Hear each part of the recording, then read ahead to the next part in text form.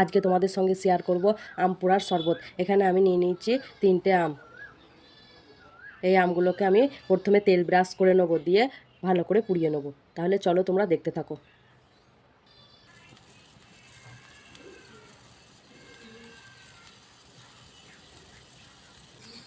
দেখো বন্ধুরা, আমার একদিকটা হয়ে গেছে, এবার আমি একদিকটাকে উল্টে নেবো। বন্ধুরা, আমার পোড়ানো হয়ে গেছে, এবারে আমি তুলে নেবো।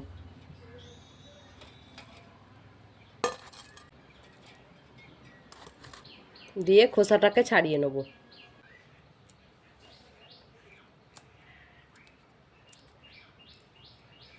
দেখো বন্ধুরা, আমটাকে ছাড়িয়ে আমি এইভাবে হাতে করে ম্যাশ করে নিয়েছি। এবার আমি এখানে দিয়ে দেবো এই গ্লাসেরই 4 গ্লাস জল।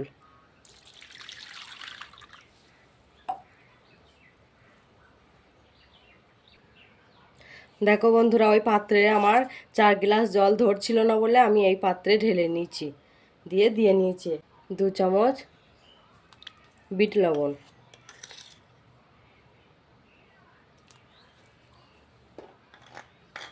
এবার অ্যাড করব জলজিরা।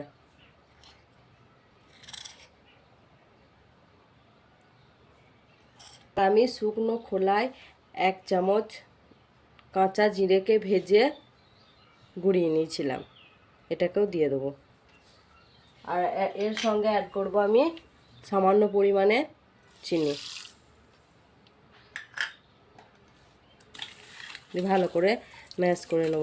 তোমরা এই গরমে ঠান্ডা ঠান্ডা বানাতে পারবে। গরমে আম পোড়া শরবত খেলে শরীর ঠান্ডা থাকে।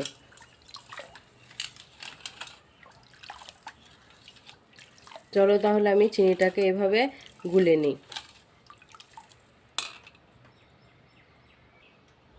আমি দোকান থেকে 2 প্যাকেট জলজিরার প্যাকেট এনেছিলাম, তার মধ্যে আমি সামান্য পরিমাণে রেখেছিলাম, এটাকেও আমি দিয়ে দেবো। টক টক ঝাল ঝাল খেতে ভালো লাগবে। আর বেশি চিনি অ্যাড করলাম না বন্ধুরা, চিনি দিলে খেতে ভালো লাগবে না। এই গরমে টক টকটাই খেতে ভালো লাগবে। দেখো বন্ধুরা, আমি একটা পাত্রে নুন আর লঙ্কা নিয়ে নিয়েছি, এটাকে ভালো করে ম্যাশ করে নেব। এবারে আমি গ্লাসটাকে বসিয়ে এরকম লাগিয়ে নেব। গ্লাসটাকে বসিয়ে এরকমভাবে লাগিয়ে নেব। তাহলে যখন বন্ধুরা খেতে যাবে না, মুখে এই নুন লঙ্কার ঝালটা মিশবে, খেতে ভালো লাগবে। তাহলে চলো তাহলে তোমরা দেখতে থাকো। এইবারে আমি ঢেলে নেব।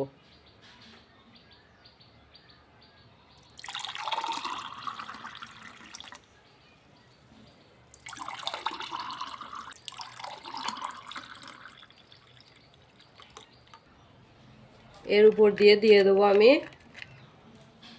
বরফের কুচি।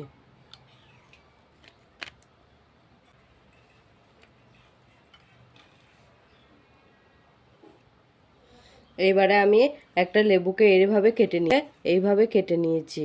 এবার আমি এই গ্লাসের মধ্যে এইভাবে লাগিয়ে দেবো।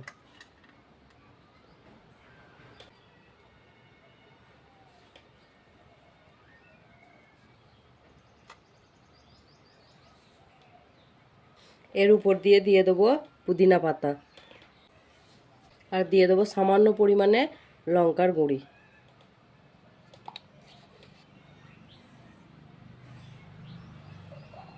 তোমরাও এইভাবে বানিয়ে ফেলবে। গরমে প্রাণ ঠান্ডা করা। ভিডিওটি ভালো লাগলে like, comment, share and subscribe করতে ভুলবেন না। আর তোমরা কে কোথা থেকে দেখছো আমার সুহা কুকিং চ্যানেলে কমেন্ট করে জানাবে, তাহলে আমি সবাইকে উত্তর দিয়ে দেবো। আসছি আবার নতুন একটা ভিডিও নিয়ে।